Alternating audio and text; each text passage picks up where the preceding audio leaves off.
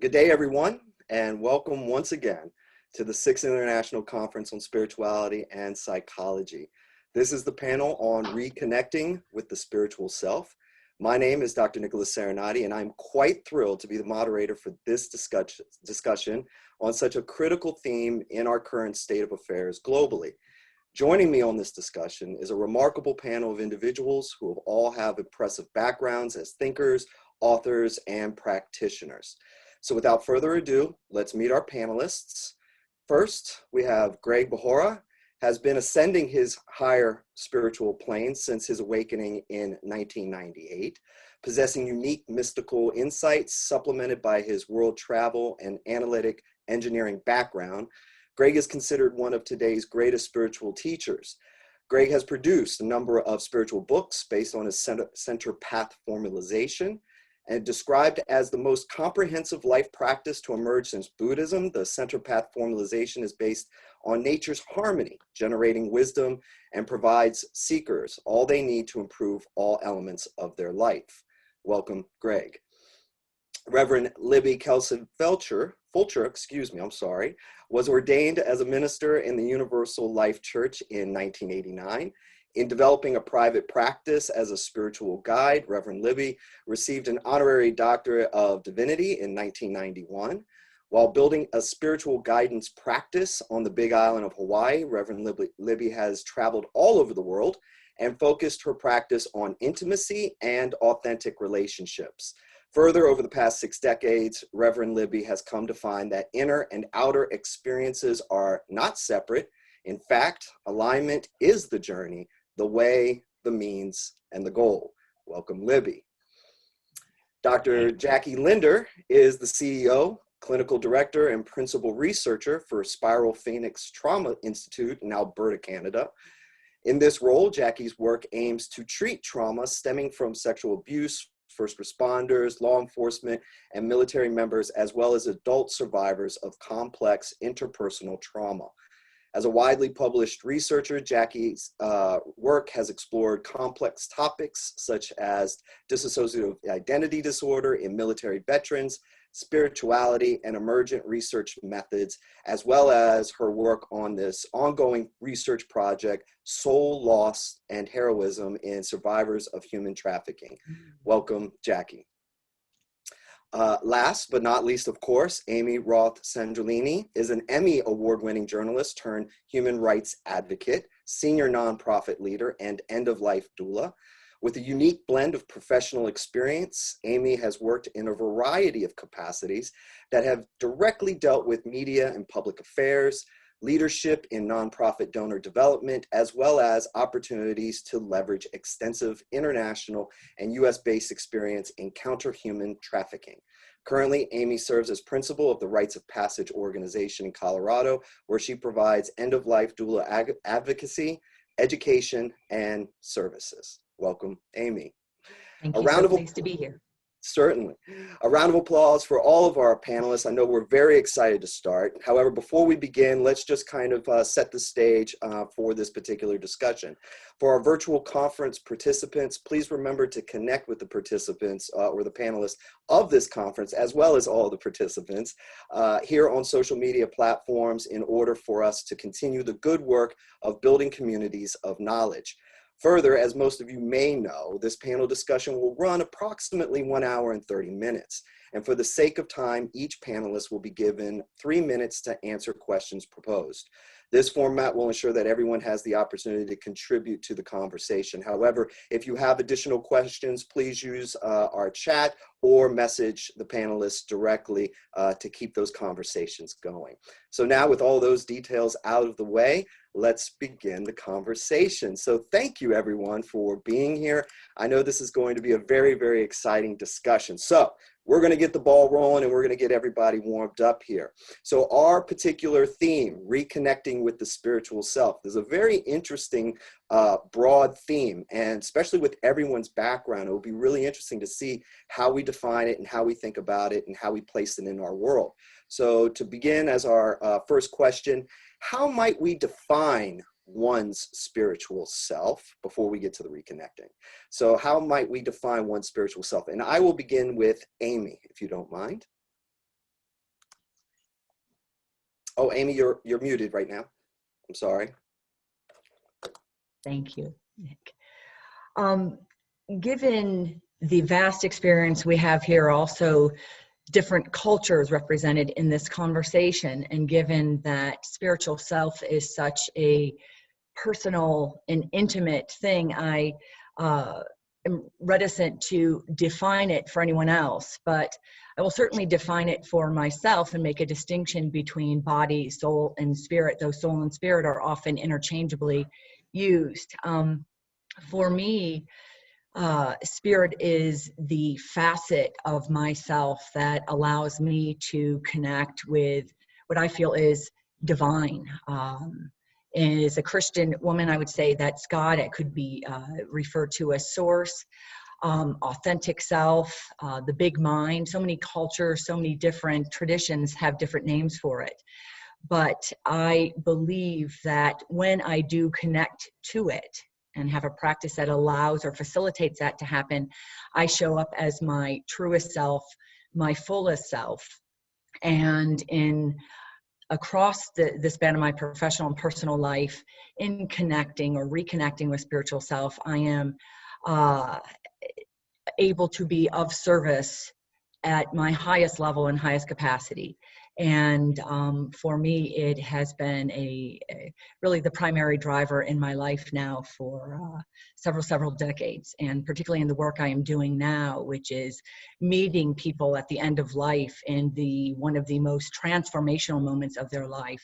It is more critical than ever that I am reconnected to that part of myself, that part that allows me to be of greatest service. Certainly so, and thank you, Amy, for that, and we will hopefully dive into that a little bit later. Reverend Libby, what might be your position on defining one's spiritual self? This is who we are. This is our eternal self. When we are connected in,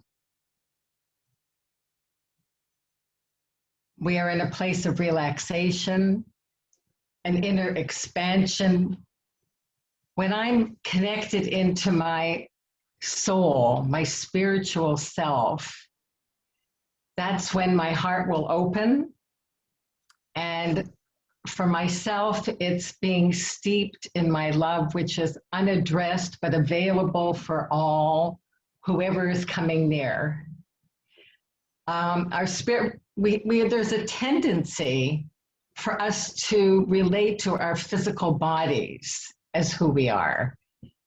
And it's true that we must take care of our bodies and bring love into our bodies, into all our cells. But that's not actually who we are. Now, it's interesting that our panel is called Reconnecting with Spiritual Self. If who we are is our spiritual self, then what's the big deal? Why do we have to reconnect? It's because the journey of life, how we're brought up and raised, is a disconnection. It takes us away from the essential self of who we are, because we are brought up to survive and thrive in the world. We're not trained, well, most of us, those lucky few who have received a reward lifetime, who have parents and family who understand about the inner self and the essential, authentic self. But otherwise, we're disconnected. And so the joy of the journey of life is to reconnect. And the way that we do that I have found, is through the 180-degree turn, turning back instead of all our attention being outwardly oriented, because survival and success are the name of the game in life, in the world. There comes a point where, and I applaud all of you who are here, because you're obviously here at this point, in understanding that the whole story lies within. Everything that's happening actually is an inner experience. Thank you. Excellent, excellent point there, Reverend Libby. And I think you really touch on some really important things that will probably emerge a little bit later in this conversation about the world and how it kind of forces us to disconnect and what we do to reconnect. So thank you very much. Greg, if you don't mind, could you give us your definition of one's spiritual self? Absolutely. And thank you, Nick and Libby and Amy, for that introduction. Hard to follow up on that, but I think we need to recognize one thing. We are the universe and nature. So until we reconnect with that, then we can't find our true spiritual self. As I think Libby said, socialization pushes us away from who we truly are. So until we, I think, find out through nature, we spend time in nature and reconnect with that source, we really can't find our spiritual self again. And so what is our true spiritual self? It is our true nature, which is built from nature. And to reconnect with it, we need to go back to nature.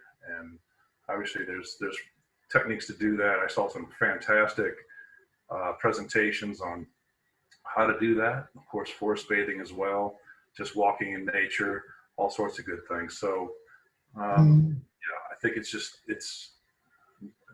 nature. That's our true spiritual self. Until we refine that, then we don't know our true spiritual self. Certainly. And Greg, and I think you make a really good point, and I'm glad you threw it in there, the forest bathing, you know, a very fascinating phenomenon that's going on and a lot of people adapting to that. And we've had those presentations on reconnecting with that earth, which will reconnect with our spiritual self. So thank you for bringing that up. I hope to dive into that a little bit later. Jackie, what might you have to say in defining one's spiritual self? Well, this is lovely. I'm so glad to be part of this panel. For me, it's more personal. And I say that as somebody who is only in the last couple of months returning to a spiritual path. So it's a bit like falling in love again. I'll be the one on the panel who is just emanating all the joy and newness of reconnection with spirit. So it's, for me, very much about essence. And there's a huge difference between having issues of mental health, for example, in terms of trauma, and having a disconnection from your spiritual essence. I have felt both, and I remember that my very first experience of significant spiritual disconnection actually came in university, years after I had first experienced trauma, years after I was struggling with a range of mental health issues. And it actually came from my education. I went to the University of Toronto. I decided I was going to study sociocultural anthropology, ended up in a class on the history and philosophy of religion. And for the first time in my life, I must have been about 25, 26 years old, I actually asked the question, does God exist? Because I grew up in a culture in the Caribbean where there's no conversation around atheism. Like, it just isn't happening. Like, it is baked in that there is something more. So the idea that that might all have been a fantasy blew my mind. But that was the beginning of my scholarship, and I wanted to know. I wanted to know what was true, and so I was prepared to entertain the possibility that I'd been living this false spiritual life for the first 25 years, and I didn't know what I was going to do next, and it was brutal. So I went through about 9 months of emptiness and like this wasteland experience, because when I used to look out into the world, I grew up on a tropical island, everything was alive. And without that sense of connection to my spiritual self, everything was just objectified and without vitality. And the world actually felt like a tomb to me. Energetically, it felt like a tomb. So regardless of your tradition, if you cannot receive spirit, then for all intents and purposes, spirit doesn't exist. And I was closed to receiving spirit until I came across the writings of Carl Jung. And that changed the game entirely. I I think that's an excellent point. And, you know, just to kind of build off of that and bring it around for our second question, you know, I mean, that's what life gives us, right? Certainly in the example of COVID, you know, there's going to be a hurdle, there's going to be this obstacle. Some of it may be very personal, some of it may be relatively universal that affects all of us. So it's interesting in what the ebb and, or how the ebb and flow works in our individual lives to force us to grow and to reconnect, right? So kind of going on to the next question here, I'm really interested by those times in our lives that you've broken away for whatever reason, and what did it mean in particular to reconnect with your spiritual self? And most of you have kind of already dabbled in this, so let's dig a little bit deeper.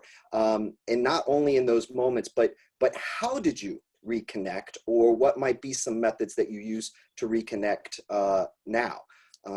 And share with our audience. So we'll begin, and I'll start with Greg this time, if he doesn't mind. Thank you, Nick. Yeah, it's good question.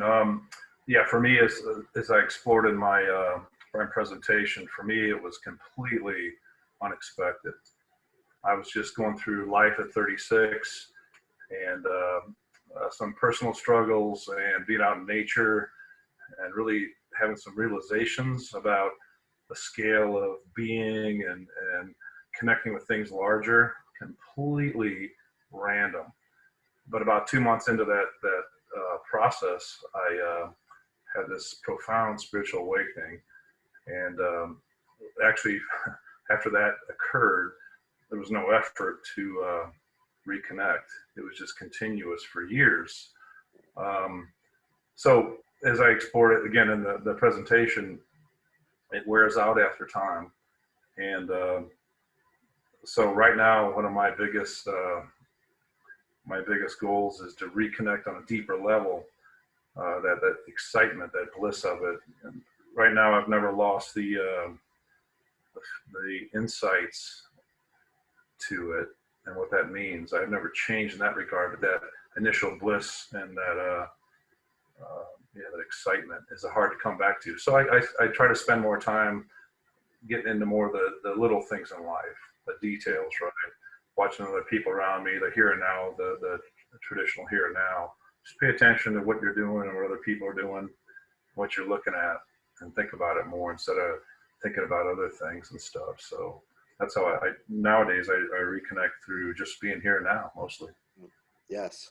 Yes, being here and being in that moment is so vital to a healthy practice, correct? Amy, what might you have to say about that reconnection with the spiritual self, and how might one reconnect? Oh, you're muted. I'm sorry.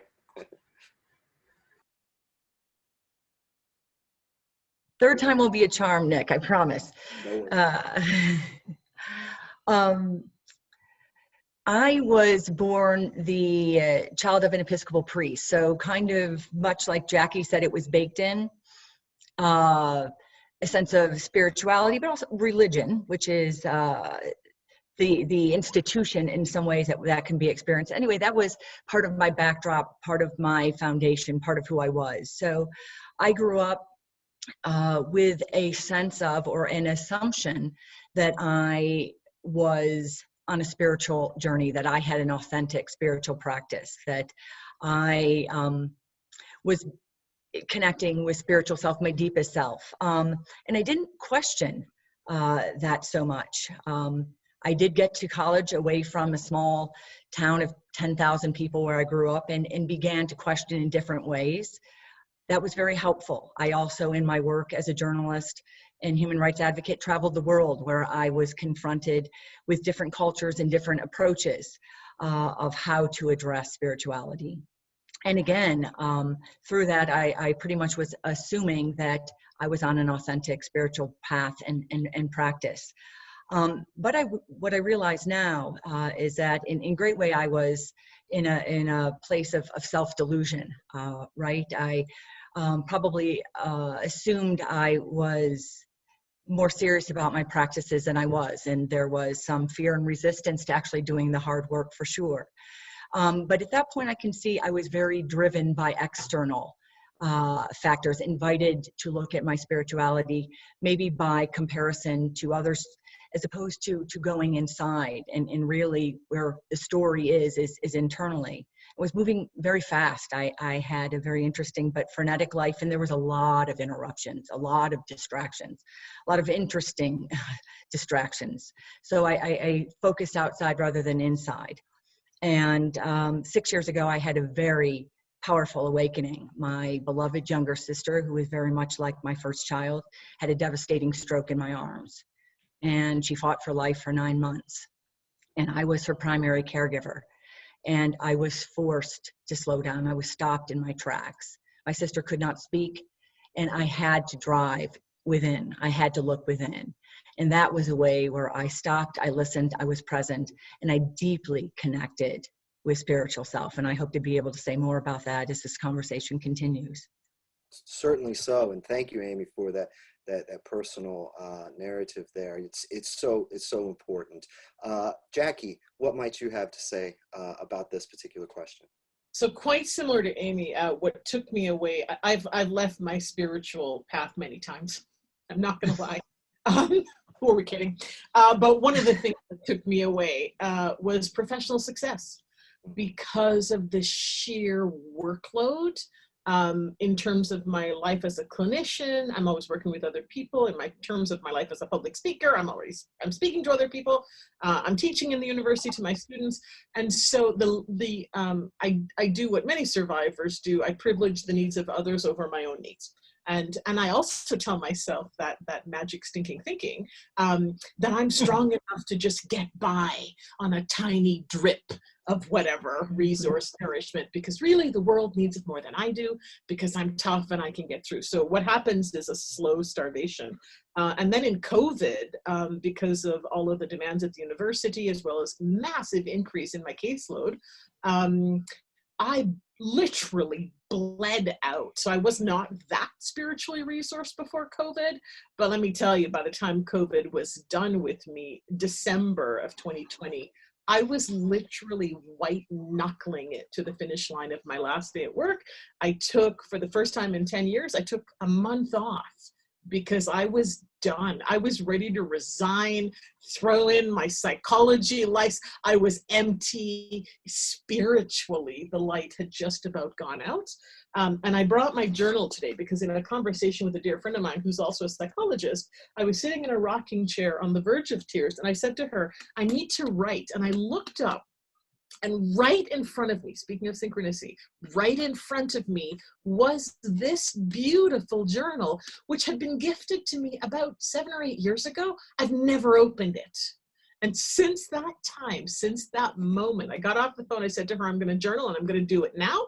And I went and I picked up this journal, and it's been about 62 days since I began journaling every single morning in service of spiritual reconnection. And I had missed one day in that time, and it was because my boundaries collapsed and I was busy taking care of other people. Thank you. Yeah, and that's such a terrific answer, and of course all of these answers are terrific, and I think it reminds us of certainly the variety that a lot of the presentations in this conference has offered, right? That we're starting to see how spirituality can be something that's relatively custom fit, or it can be of a traditional sense, you know, and what's important is that you engage it and that you find what fits, right? So there has to have that element to it. So wonderful answer there as well. Reverend Libby, what might be your position on reconnecting with our spiritual self? This has been my life. I see that my life is made up of chapters. Sometimes I think it's completing past life pieces, but spirituality for me has very little, if nothing, to do with religion. In fact, my parents were agnostic, so that was the one area in my life where I was free to explore and discover how I feel and what I think.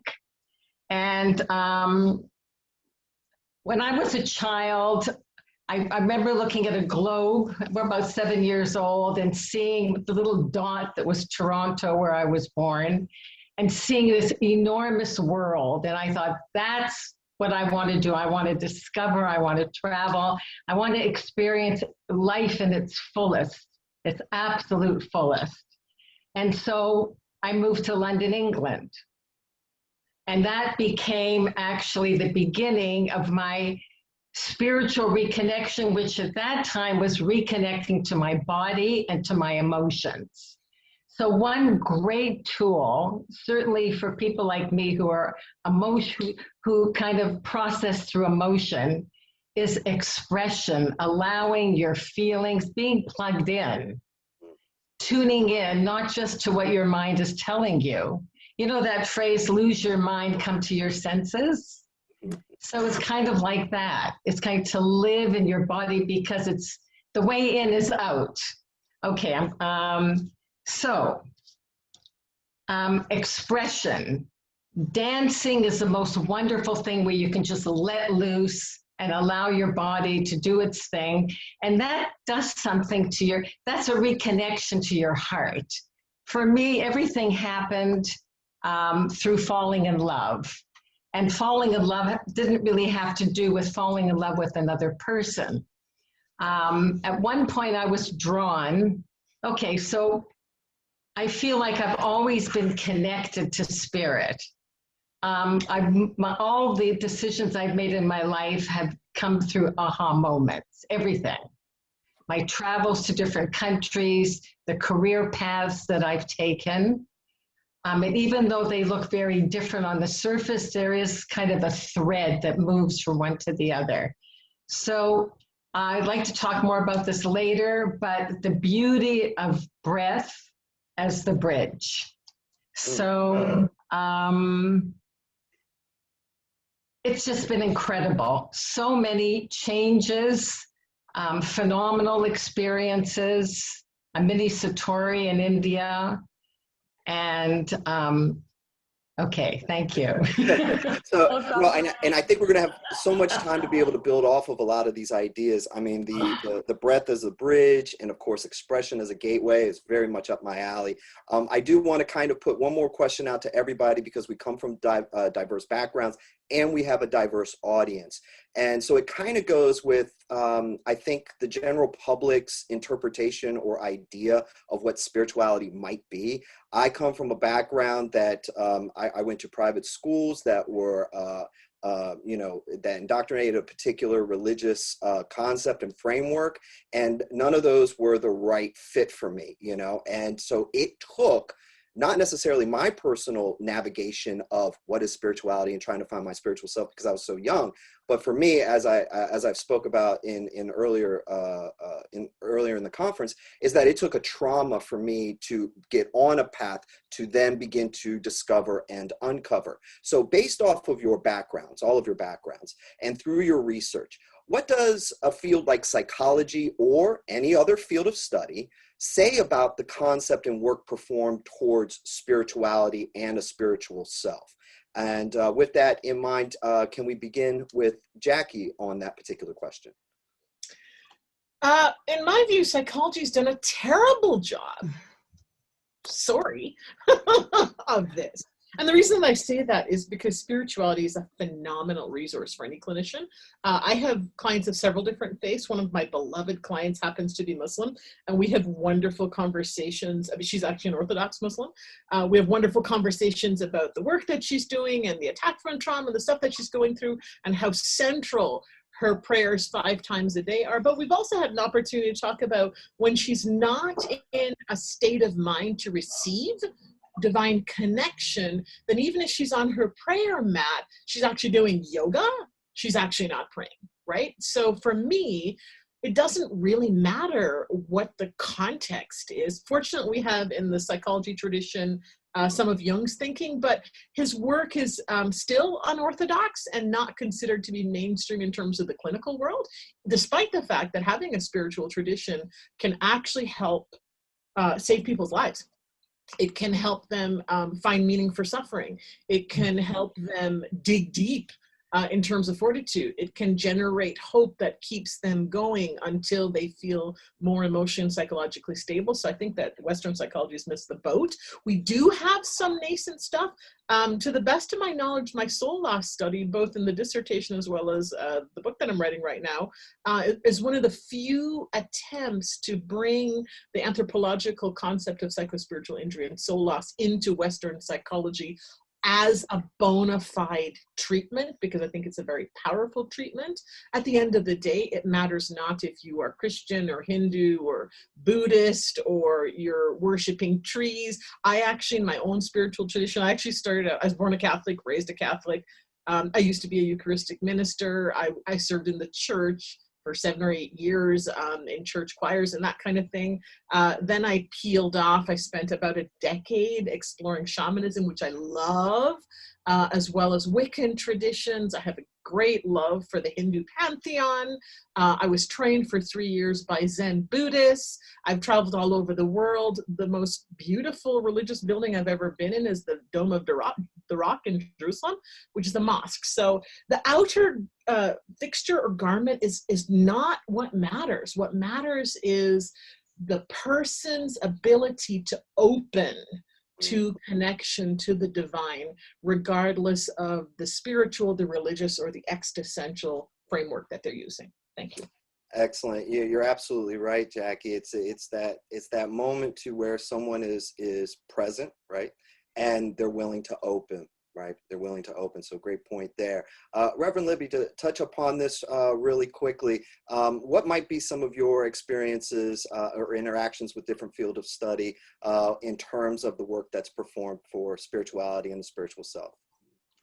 Carlos Castaneda, in his book, said, all paths lead nowhere. So choose the path with the heart. Another beautiful phrase is, and this Osho said, nothing fails like success. And those two are allied as far as spirituality is concerned and psychology, both of which are my background. So everything takes you out. Whatever practice you're practicing still takes you away from yourself.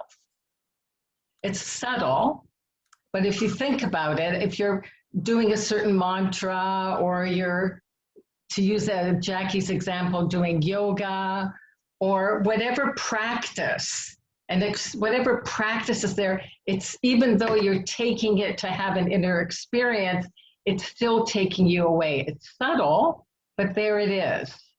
And so psychology for me is a great, psychotherapy was what I was trained in. And that's a great step along the way because I feel that spirituality for me is very much aligned with knowing who you are, knowing, being able to step inside and know who you are. Okay, I'll have to say a little bit more about that.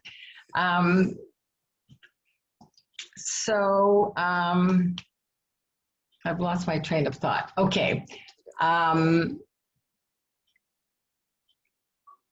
There needs to be, when we talk about the 180-degree turn, it's about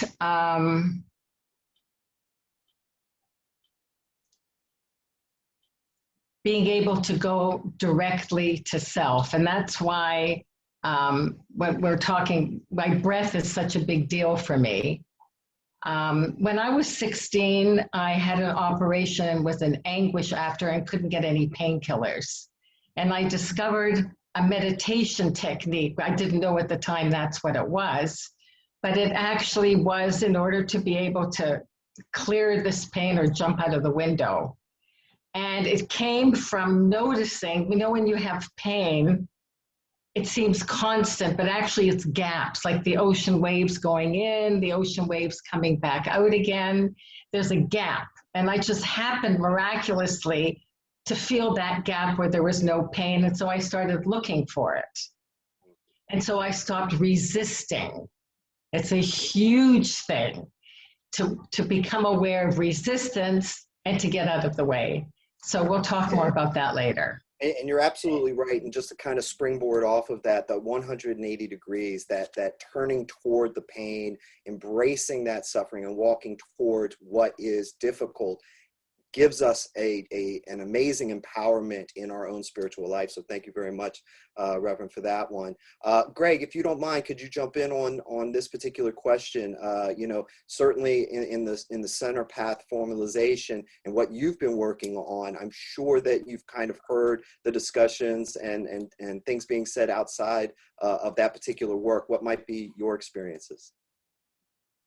Wish Libby could just keep speaking because she's just awesome, but so I always go back to the beginning, right? We always go back to the beginning. So we lived in what? Fields, trees, caves. All we knew was nature. So that it started with spirituality, right? And then the uncertainty of living, eventually we wrote and we recorded books and we started to do religion, and the religion became the new norm and the new normal, which was a good thing too. There's a lot of truth and beauty in religion and stuff. But then that evolved into what today? Then science, and then the media, and it's just broken to hell, right? Science is good, but it's also incomplete, and media just plays on our fears. So we've gone back, complete full circle back to spirituality. And what's cool is what's tagged along with that is an element or a branch of science called psychology. That's looking into the same kind of thing, the human experience and stuff. So the good news is that psychology and spirituality are somewhat aligned right now, I think. They're getting more and more aligned, I should say. But they're in such an infancy stage right now. It's like the computer, the internet 50 years ago. So the good news is we're going to keep growing and evolving and keep coming up with awesome new ideas and improving the human spirit. But it's all back to the spirit. That's the beginning point. I'm trying to understand nature and why we're here. Thanks, Nick. And certainly, and thank you, and certainly a part of this conversation is getting us back to that essential point so we can begin to kind of help develop and nurture and grow that spiritual self from meeting each other and networking and building those conversations. Amy, now you've had a very interesting background. I mean, you've been in every area that you could possibly imagine almost, and certainly some of the points that Greg brought up in terms of media. I'm certain that you would have some wonderful insight for our audience on this. So what might be some of the points of view from outside fields on spirituality and reconnecting and the spiritual stuff? Well, thank you for the setup to my response, because my life's journey in great part has been a process of integrating, bringing all these vast experiences together, both in terms of professional variety and geographical variety, cultural, and the encouraging and comforting thing is that I believe everything is fodder for spiritual practice, for looking at ourselves, for questioning ourselves. So I feel extraordinarily blessed to have lived this very diverse lived experience, or to have that. But let me then break down each of those buckets where I spent most of my professional time, if you will. First, as a journalist. I was a journalist for over 12 years. I traveled to over 80 countries, lived in several of them for extended periods of time. So was constantly being faced with differences, right? Having to question myself and really explore what was around me. But one thing I did come to find, I'll pick up on Greg's point, is the media can fan fear. It can give us several false narratives. It can advance biases. But more than anything, I'd like to say here in this regard, it really focuses on events versus the essence of those events. And the real spiritual work is in the essence, in digging into what does this mean? What can it teach us? And so as a journalist, I tried to focus on the essence as much as I could, but the field is fast moving and you often don't get the opportunity to do that. And it was, in fact, a crisis of conscience in that regard that led me to move to human rights advocacy. I took the issues I cared most about, that I covered as a journalist, and began to dig into them. And for 18 years, I was an advocate for victims of sex trafficking. And the trauma, the loss, the sense of immorality and morality. I began to really be able, in that profession, if you will, in that field, to go deeper, to go inside. And then finally, as a death doula, where I'm sitting now, it's all about presence. It's all about deep listening. It's all about the mask falling off, questioning our implicit biases, getting to the end of a life and trying to reconcile it. And that can't be done externally. That can only be done internally. And it's holy work. I feel blessed to be able to do it. And I am now in a place where I feel very much aligned. My professional and my personal are aligned. And every day I dig deeper for myself, but for those as well who I am serving. Yes, certainly. And I'd love to come back and dig deeper in the end of life doula work that you do. So we're going to kind of now take a little bit of a right turn, and we're going to individualize these questions based off of our profound backgrounds. And I'll begin with you, Reverend Libby, if you don't mind. Part of your bio is an aspect of it that I really was compelled by, was your line here on alignment, that alignment is the journey, the way, the means, and the goal. And I find that really fascinating and quite poetic. So I was hoping that you could unpack that a little bit for us and speak towards how does the journey of alignment become a critical path?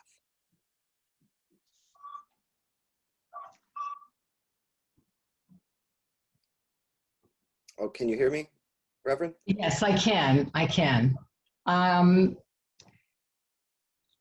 To me, that is, I'll start with the goal. The goal is alignment to be all one. Then life works. The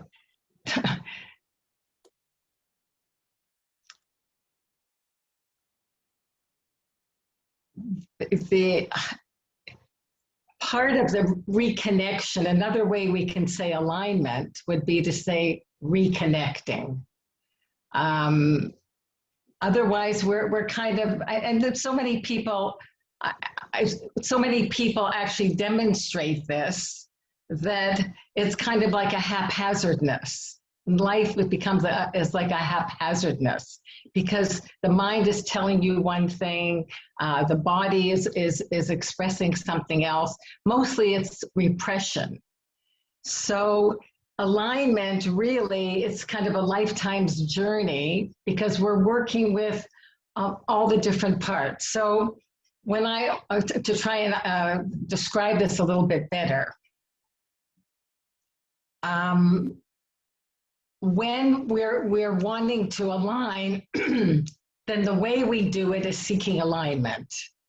And so with my background in psychology, which was basically groups, Gestalt therapy, lots of workshops in every subject, bioenergetic active workshops, bioenergetics where you're releasing emotions. Energy is always full. We always have full energy.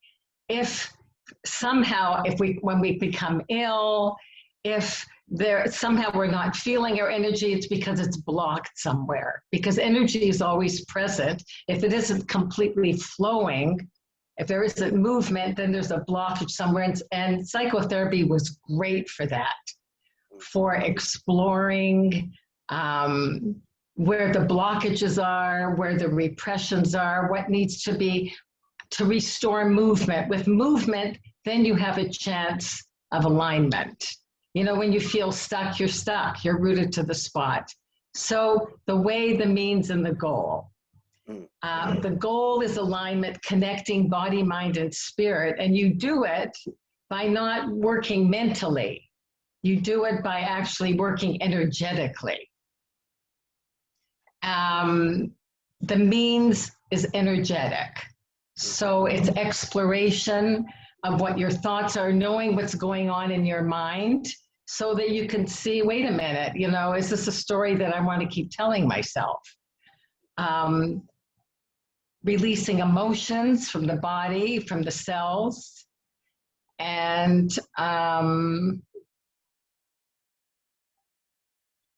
thank you. Not a problem. We'll come back around to you because you have such wonderful gems to share with all of us. And you know, the 3-minute, you know, constraint is not always easy to kind of think out our thoughts. I know I'm a talker. So Right, Jackie, exactly. Jackie, I'd like to come to you, Jackie, because, you know, both you and Amy and basically all of us in some capacity are working in trauma, right? And so I'm really interested if you can articulate the importance of reconnecting with one's spiritual self after a traumatic experience. If you can frame that up for our audience. Mm-hmm. I would say that both in my work as a clinician, as well as in my own healing journey, one of the interesting things about trauma, particularly complex trauma, that doesn't really get focused on, is the experience of defilement. Defilement is actually a spiritual experience. So you can be violated, you can be battered, you can be beaten, you can be robbed, you can be harmed, you can be all kinds of stuff.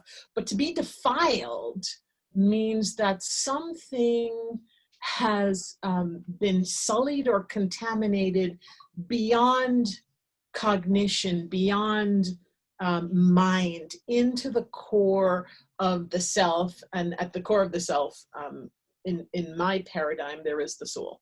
So there are so many aspects of trauma, particularly complex trauma, childhood trauma, interpersonal trauma, sexual trauma of every kind, that talk therapy just cannot heal.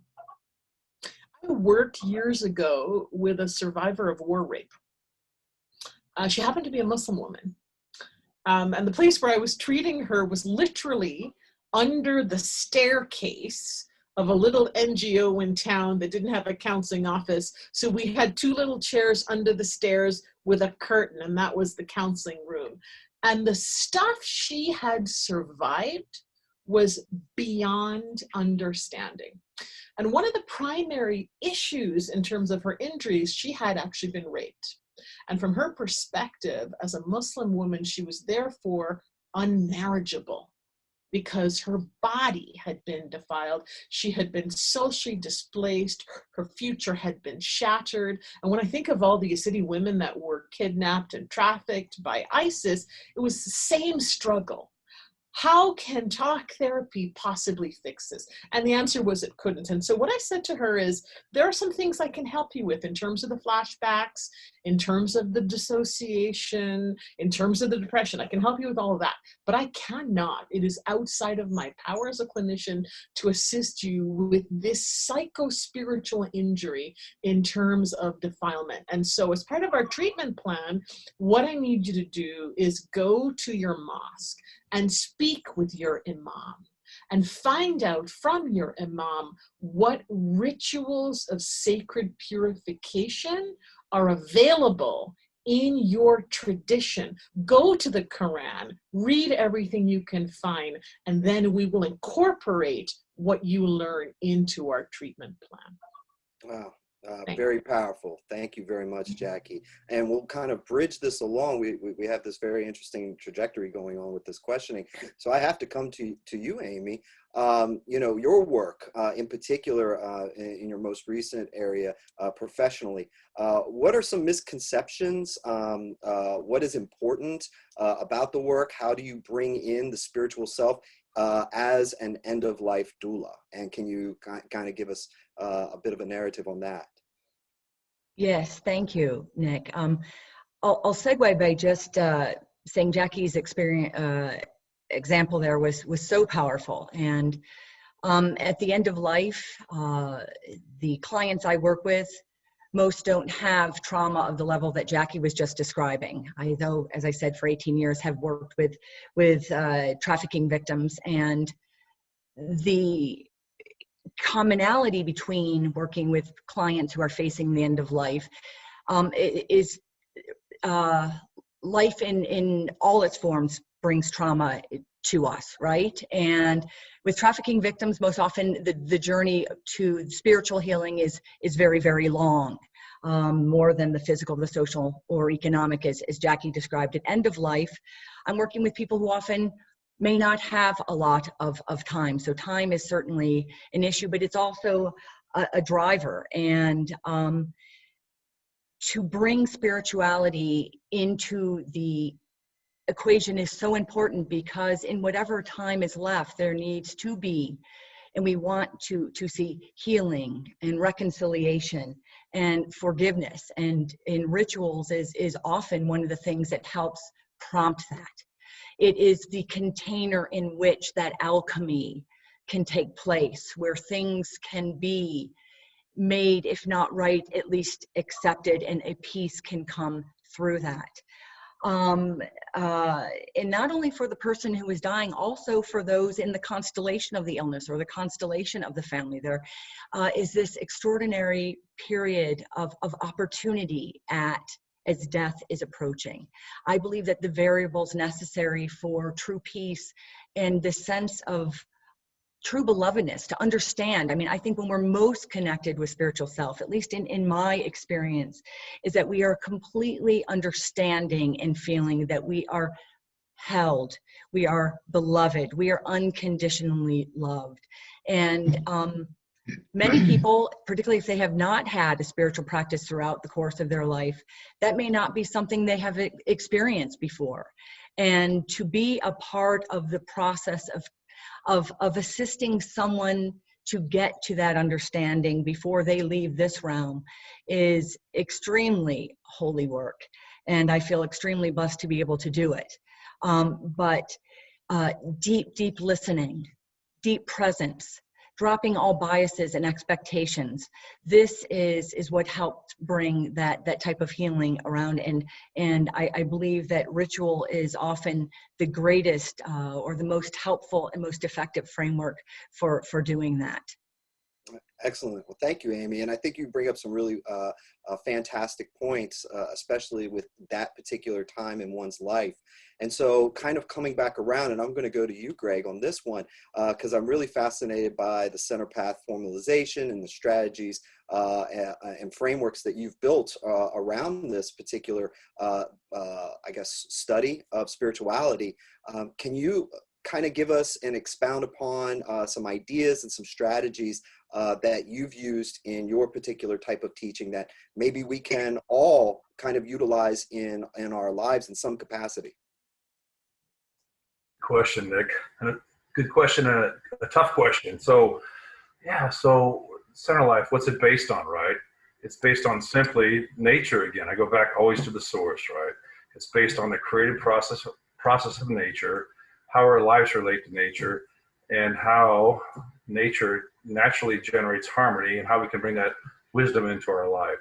So what I've developed is this Center Life theory, which is based, the primary aspect is the 7 pillars of Center Life. It's hard for me to still say, but it's talking about how nature starts its creations with purity and powerfulness in its points of origin, its centers. And so what we do is we take that knowledge and then we apply that into our lives. So we look at the 7 centers of our lives, which are the physical, emotional, social, spiritual, self-centers, and that was 6. And the other one I forgot for now, but I'll bring it back up later. But also instilling as much purity as we can into those centers of our lives. And the easy one to understand is the physical center of our life, right?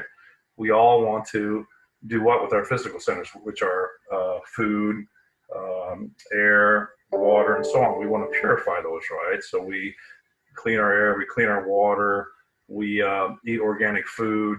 And once we do that, once we make the center pure and whole, the larger creation around it is our lives are naturally uplifted and enhanced. So the whole idea of Center Life, Centerpath is just to focus on the beginning and the center, the point of origin and the point of control. You fix that, everything's fixed. So I think, what was her lady's name? Jackie and stuff. She was talking to, and I think it was somebody else, I can't remember the name, you go back to the source, right? The whole idea of therapy is go back to the source. You address the source, originating point, which was distorted to begin with, and then the rest of it's distorted. So you try to fix that and heal that. Once you heal that source, everything else is okay. So the same thing, physical, social, heart, everything in your life, you fix this, the beginning, and it'll all be well. Am I yellow yet or red? I'm not sure. That's my longest question. Yeah. Where'd Vlad go? No, you got some time. So there you go. There was your yell. So I think everybody has brought up some really fascinating points. And of course, I know that an hour and a half is certainly not enough time to unpack all of these ideas. And so I'm going to kind of lean over to elements that certainly kind of inspire me and that I find as a preoccupation in my work. And that is the element of like creativity, especially in the path of searching for oneself, one's spiritual self, or reconnecting with oneself. And I noticed in the chat here, we had The Power of Water by Susan and Krista that have all been kind of unpacking that idea. We see that in art in a lot of different ways of how water, can cleanse the soul and be a rebirth, if you will, especially in cinema. So on that idea of artistic exploration and creativity, what might be some ideas, some thoughts, maybe some strategies that you would like to share with our audience in terms of the importance of artistic exploration? And I'll begin with you, Libby, if you don't mind. In my own life, music has been a huge part, has been an enormous part of my life. And being able to, first of all, become proficient in your own instrument. I played a French horn. But also it's that listening to other people, the blending of other people, all the different qualities of the instruments in an orchestra or in a band. There's such richness to play. Well, I love low brass. I'm a brass player. I love brass.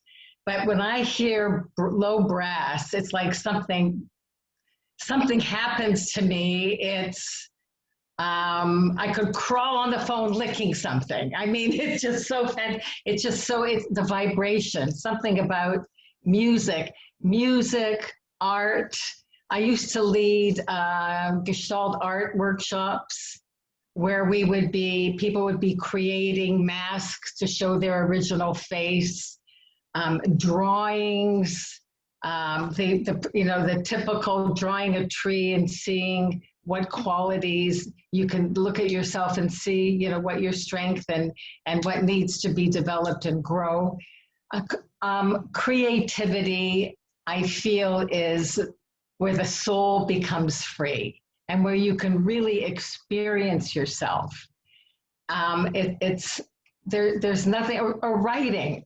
I have 3 books at the moment, unpublished and unfinished. But the quality of just writing and expression, it does more than words can describe. Any kind of artistic endeavor, anything that you creating a business. I created a wedding business from an idea. The excitement and enthusiasm of just doing one step and being led to the other. I mean, it's so freeing. And I feel like that will feed you and give you and nourish you more than any kind of plan that you can make for your life. Creativity is in marriage with the soul. There's an intimate connection between the two. And the more that we actually indulge, find ways, I love this, go into nature and just feel the stillness that is so full. It's filled with life, even though there's stillness. And somehow that place we go to where we're creative is the same. It's incredible amount of nourishment. Really good thing to do. And I think that that's a wonderful point and well stated there. Creativity playing such an important role in how we navigate our lives.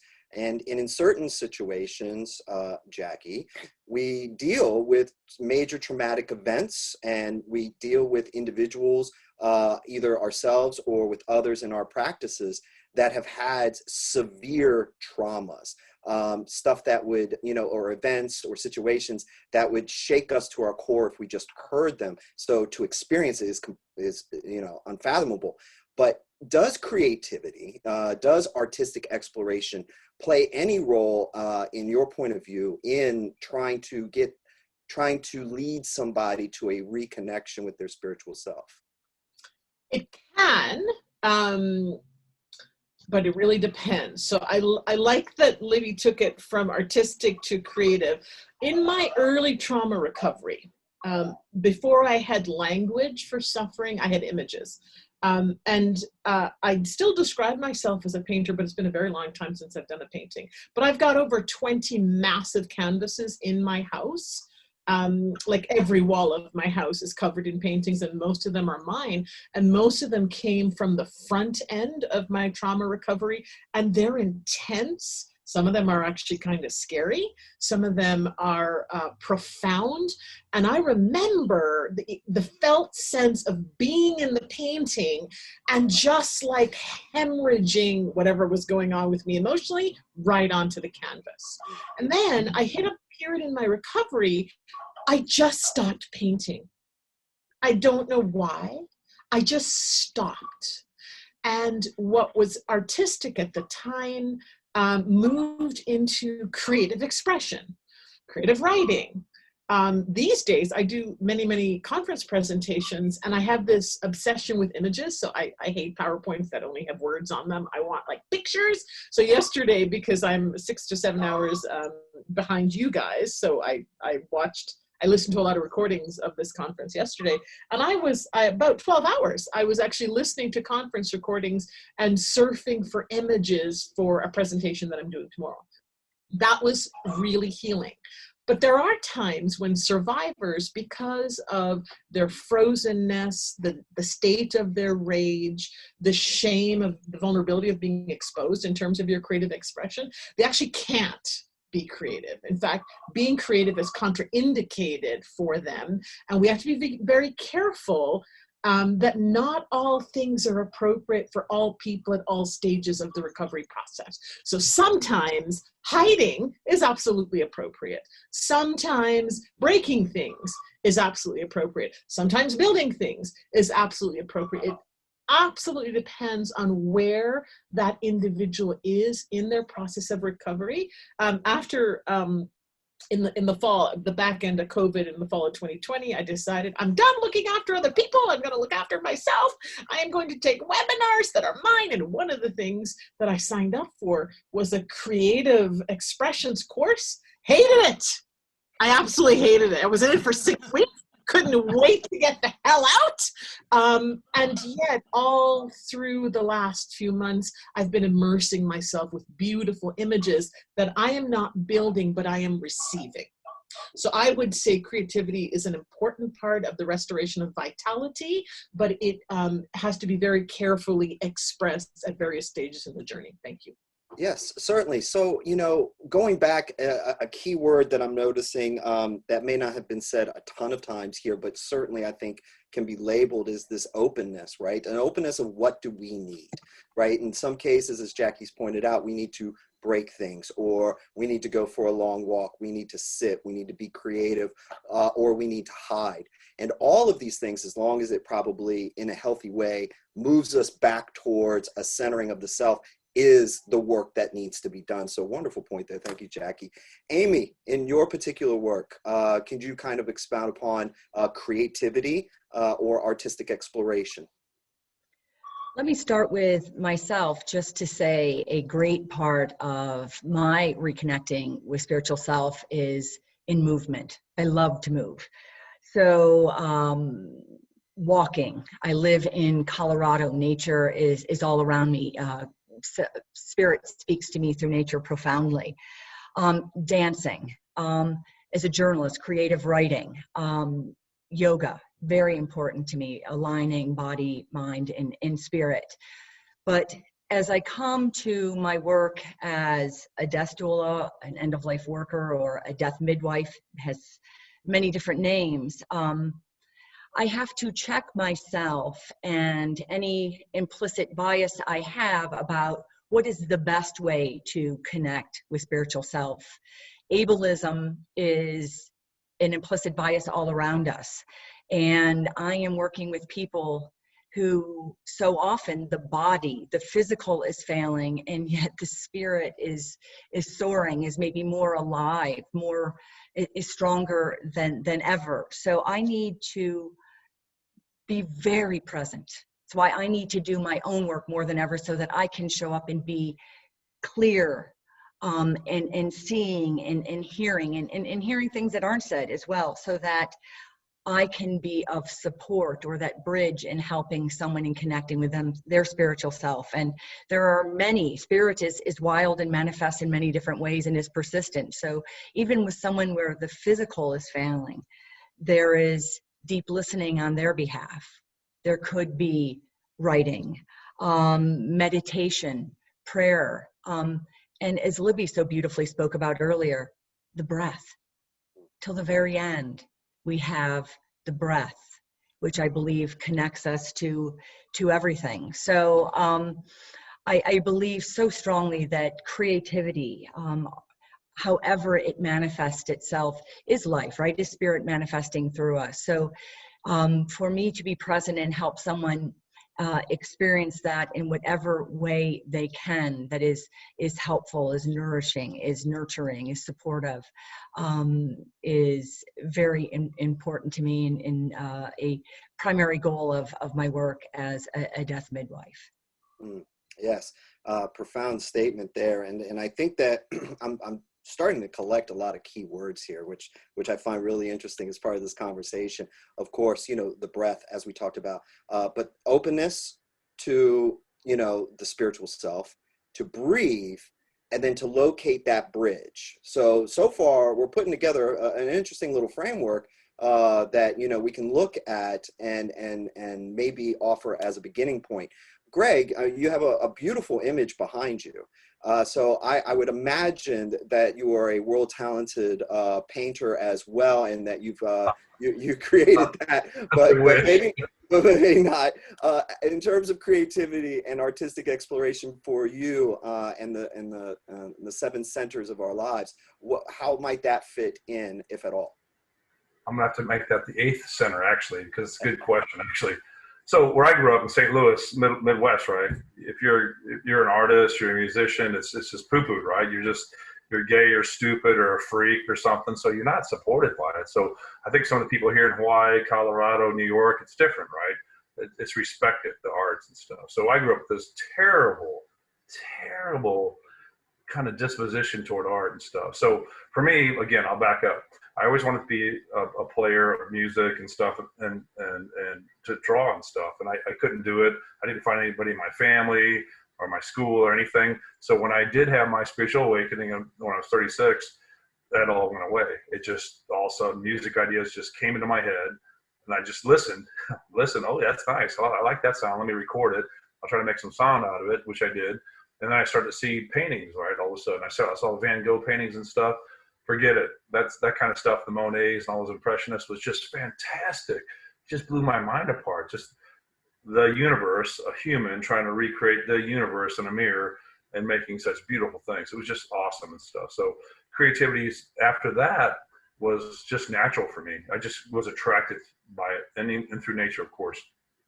So I go back, I think what Jackie just said, we as teachers, friends, aunts, whatever, uncles, teachers, school music teachers, we have an obligation to tell people it's good to be artistic and be creative. You should pursue those activities, because it's so beautiful and stuff. And nobody, at least where I came from, nobody expresses it and nobody promotes it. So we have an obligation to tell everybody that this is the true enduring creations of the universe, and this is what the humanity's greatest expressions are.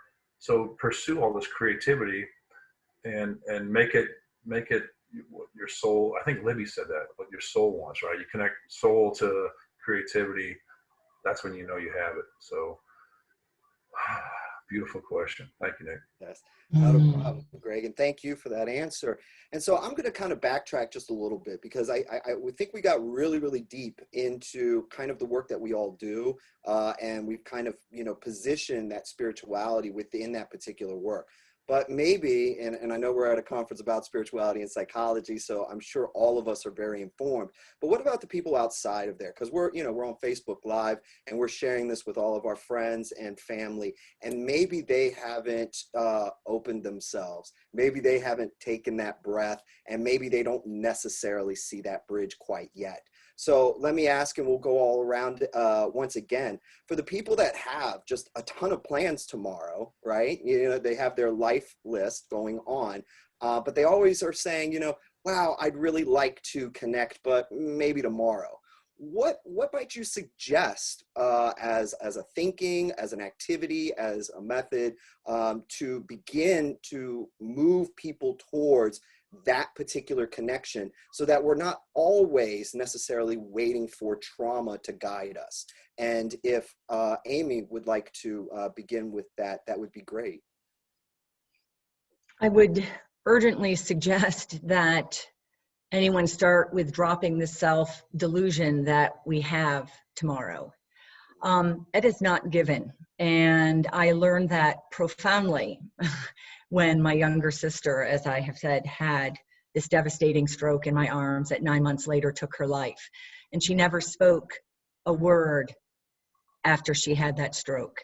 So tomorrow is not a given. We say life is a gift, but I think we say it so often, we don't sit with it and really take it in and understand how profound it is. So I would say, yeah, drop the self-delusion and also be gentle with yourself.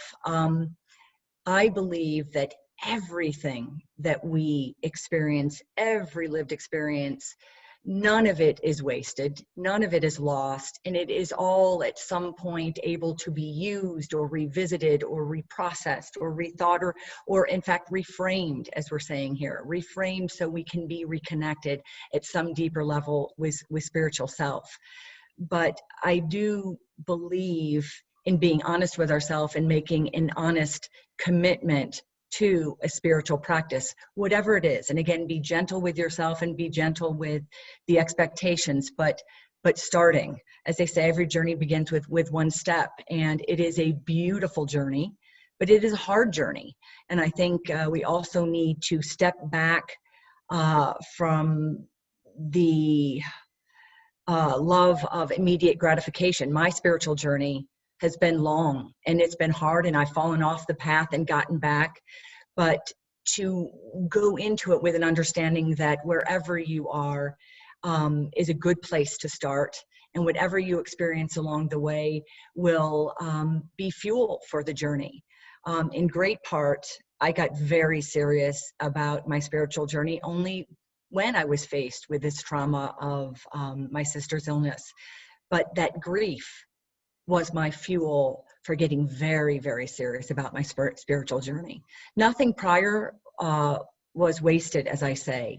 I've revisited those things, but whatever you have with the intention can be used to propel you. So whether it's a commitment to sit on a mat for a few minutes and try to clear your mind of thoughts, or use yoga or creative writing or painting. All of our panelists today have given such wonderful and I think also highly accessible ways to begin. But also, I would say in my own journey, my obstacle has been fear of what spirit might do, because I believe spirit is wild and I can't control spirit. So my own fear to try to control the journey has been in my way. So just being aware of what might be arise. Again, be gentle with it and with yourself. And that in and of itself, I believe, is a wonderful, powerful first step. It's just setting the intention and being aware of whatever arises. Amy, you do a really great job at breaking that down. And you said something that I had to jot down. Spirit is wild. And I go back to one of our previous questions, and we were talking, and Jackie had talked about, you know, just breaking things or hiding or whatever this is. And it's embracing the wildness of our spirit. So that connectivity right there in this discussion, I think, is so critical. Greg, going to go over to you really quick. So the spiritual connection, not putting it off. And if we haven't put it off and we begin to engage, you know, the work of building that spiritual self, how can one stay disciplined and stay on that path and not fall by the wayside? If you'd like to kind of talk about that. I'm going to follow Amy's spirit is wild. I'm just going to follow my wildness. That was awesome, Amy. No, yeah, but again, I always go back to the source, right? Go back to nature. Just sit there in nature and stop and look at it and listen to what it's trying to say to you and write it down in a journal. And then get a sketch pad and sketch out what you're seeing in front of you, because then you're connecting here and now completely with what's in front of you. That's a starting point for me. And the other part I think you said is something about creativity. So listen to what's in your head. So if you like music, I think as Libby said, listen to what's in your head. If you hear music, record it on a voice memo, and then like pick up an instrument and try to make it work. And with the camera too, just take the pictures out in nature. I still would say go back to the sketch pad instead of a camera, but maybe it's a good place for a lot of people to start, is just to take a picture and make it a perfect framing, right? If you make it a perfect framing, that aesthetic appeal, you know what, your mind knows it instantly. It's not good, throw it away, go to the next picture. Just keep engaging nature and what do you call it? Stirring those creative juices, in a sense. Yes, certainly stirring those juices. Reverend Libby, what about you? How might you begin to set someone on the path and not necessarily fall wayside? What strategies and how do you kind of encourage people around you to begin and stop putting it off? Well, first of all, I feel that I would not impose what I think they should be doing, what another person should be doing, and that, you know, like a full cup, you can't add any more into it. So it's when people are ready. If someone comes to me, I've learned this the hard way, I can tell you. My family and people used to say, stop lecturing me. And I thought I was being so helpful and giving them insights. And until someone comes and asks me for assistance, for advice, I just accept them where they are. Because we all, you know, when you're ready, you're ready. You know, when water reaches its boiling point, it becomes steam and not a second before then. And so, but when people come, if someone comes to me for a session, then obviously there's something they're wanting. But what just to finish up the last point, if I would like to model the love and compassion and openness within myself, and I feel that those around me, at whatever place they are in their journey, if that's what they feel for me and that's what they're seeking, then we can do something. And I've got lots of suggestions. You know, my path is kind of the solitary path, in the sense of you're working with yourself. You're everything, as I said, the whole story is inside. Even though external situations happen, they trigger something within us to make us aware of something we need to either shift in our lives or appreciate in our lives. And so working with the breath, which I find it's not so much like a stoic practice, but more of a gentle, loving fragrance. My work with myself and other people is loving self, is loving and accepting self, and actually discovering the beauty of who you are. And so I work with the breath to bring us back in. I bet there are a lot of people probably listening who are not breathing in their bellies, for example. And just simply breathing, opening your belly to let the breath in and release, opens up the channel. It connects you inside. And then moving up into the heart, filling the heart, opening your energy field. Just asking, it happens. It's the most amazing thing. You just need the awareness. The 3 A's I'd like to talk about. And we'll come back to you, Libby. Sorry, we ran out of time there, and I really am fascinated by how Jackie is going to navigate this particular question, because not every patient that you work with is going to easily fit into a mold. And I think that that's what makes this conversation really interesting, that this may not work. However, how can you begin to kind of help guide individuals toward a potential path in that direction? And if so, and if it's working, how do you help them stay committed and not fall wayside?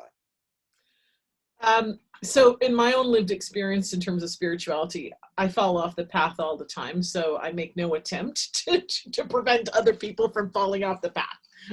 What I say is, let's assume we're all going to fall off the path. Our commitment is to get back on the path as soon as we can do so. So I would say, a little bit different from the panel, never forget the power of the shadow side of the divine. It has actually not been my experience that my return to spirit has been through a cornfield with unicorns and butterflies. That's not been my journey at all. Probably as a result of my trauma history and my personality and the challenges that I have faced. But when you're suffering, inside the skin of the suffering, it often does not feel righteous. And what I say to my clients is, it's okay to be mad. And in my own experience, some of the most powerful connections that I have personally had with divinity has come through the doorway of fury and wrath, and frankly, swearing up at the universe, how dare you allow this to happen to me? And what's beautiful about it is when you're throwing down with spirit, you are in direct connection. There is no priest, there is no imam, there is nobody between you and your divine, because it's a moment of reckoning. And on the other side of that can open, like any form of breach and repair, this amazing forgiveness and grace. I also think it's important, if you're just returning to the relationship with divine or just building one, to be very pragmatic and practical. So I'm blessed to have a yoga room in my house. And in my yoga room, there is an altar. And upon my altar are beautiful sacred objects that I collected for many, many years. And in the corner of the room, there are about 10 walking sticks that I collected in meditations for years and years, all of which are symbols of, growing wisdom. And I walked back and forth past that room for a year and never went inside. It's actually like 1 second down the hall, never went inside. But when I was burnt out and bitter and resentful and furious and done with this call to service, you better believe I was on my knees in that room saying, help me, I can go no further. And that was my loving prayer. Wow, very powerful, Jackie. And again, as I kind of stipulated a little bit earlier, we unfortunately do not have enough time to unpack all these ideas. So I'm going to try to leave our audience with one more question that all of you can answer. And that is, the resources. What might be some resources, low cost, free, seminars, books, whatever the case may be, for those people that are out there that are watching this right now that are going to maybe feel a slight disconnect once this ends? Where can they begin? And whatever resources that you have to offer would be incredibly rich for our audience. I know that. Greg, do you have some that you would like to offer? I hate to be selfish and all, but I've studied so many things. Eckhart Tolle, Deepak Chopra, all these guys. There's some fantastic stuff out there, chakras and so on and so forth. But I've been working on some ideas based on my experiences. Centered Life is fantastic in a sense, because it really tells everybody, explains how to make your life better from the ground up. We tend to focus on the problems here and go back to the source. I'm talking about from the source upward, making your life better. So centerlife.center. Excellent. Thank you, Greg, and be sure to offer that to our audience as well if you haven't already done so. Amy, what might be some resources? Oh, you're on mute again. I don't want you to lose any time. So thank you. As Jackie said, be pragmatic and practical. I use a app on my phone, Insight Timer, which I use when I meditate in the morning. There's also guided meditations. There's music, great wealth of resources there for free. Also, I think the Integral Institute, Ken Wilber's Institute, has, at least he's been very instrumental in my spiritual journey. I highly recommend his institute there. Yoga, for me, yoga collectives have been extremely helpful for me. But I would be remiss to not say gratitude. In all sincerity, the best resource is right within us. And practicing presence and gratitude in whatever comes. It's really difficult. So sometimes when it's the difficult things, it's not what we wanted, what we got. But gratitude has really been what has opened my heart and connected me with spiritual self in such a profound way. And I have found it most when I have been broke and completely broken and have exhausted all other avenues, that I'm on my knees and I literally have to open my hands and accept what is and give thanks for it, even as I say when it's really hard. But for me, gratitude, though it's hard, it's free. And it has been one of the greatest ways that I have been able to access spirit. Thank you, Amy, very much. Jackie, with you, what might be some resources? I'm with Amy. It's all about the apps for me, because we have to be mobile and nimble in this new world. Soothing Pod, my all-time favorite app. It's free. It's got bedtime stories. It's got music. I listen to it hours daily. Meditations, if that's your thing and you want to learn to meditate. You can also get now, which I love, an app for the I Ching.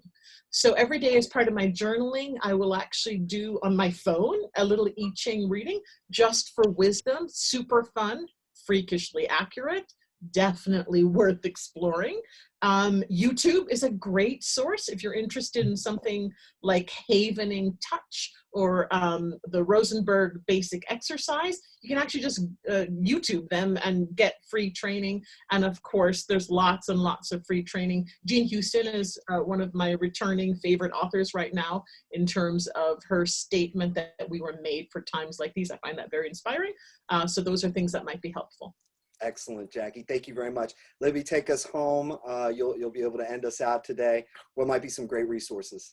I have to echo Amy with gratitude, moving, just looking at everything, to when you just feel down in the dumps, going outside, noticing everything, being grateful, as difficult as it might be. There's a wonderful book called After Ecstasy, The Laundry.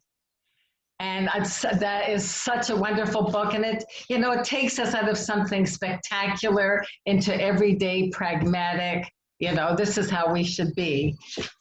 There are active meditations for people who can't sit still, to lots of different movement. And then once you've released, sitting still, there are Osho meditations that are available on YouTube.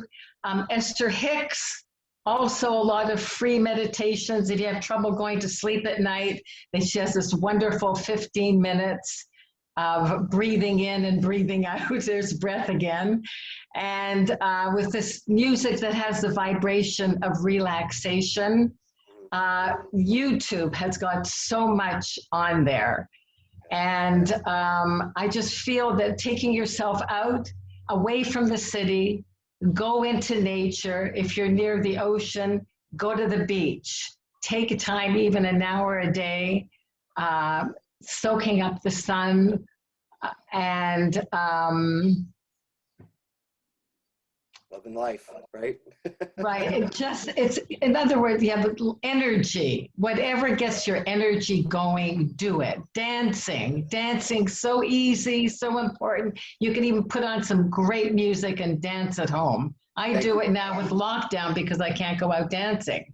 Well, thank you very much, Libby. Thank you very much. I don't mean to shut you down, but we're running out of time. I want to thank everybody for an excellent panel. This was a really enriching discussion, and I appreciate everybody's time and attention. I look forward to seeing everybody a little bit later in other avenues of the conference. Thank you so much. Thanks, everyone. Been fantastic. Hi, everybody. Fantastic. Thank you, everyone.